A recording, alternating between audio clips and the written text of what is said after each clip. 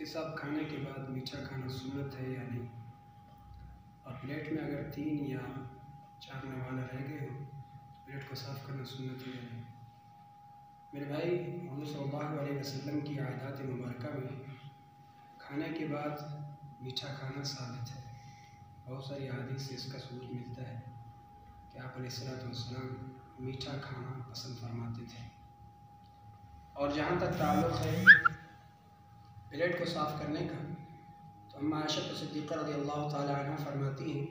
कि हुज़ूर सल्लल्लाहु अलैहि वसल्लम जब किसी बर्तन में खाना खाते थे तो आप अलैहिस्सलाम उस बर्तन को ऐसा साफ़ फरमाते थे कि अगर मैं पड़ोसी के घर से धुला हुआ बर्तन मंगवा लेती तो हुज़ूर सल्लल्लाहु अलैहि वसल्लम का साफ़ किया हुआ बर्तन उससे कहीं ज़्यादा साफ़ होता था। अफसोस इस बात पर है कि हमारे मौजूदा माशरे में बर्तन के चाटने को एक आयब समझा जाता है, और अगर कोई ऐसा काम कर ले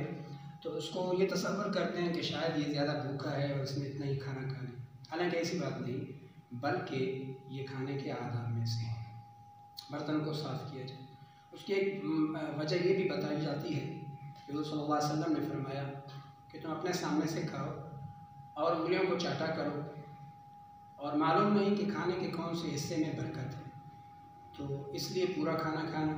हाँ, अगर उसका तरीक़ाकार यही है कि खाना ज़्यादा बच गया हो तो उसके अतराफ़ को साफ़ कर दिया जाए,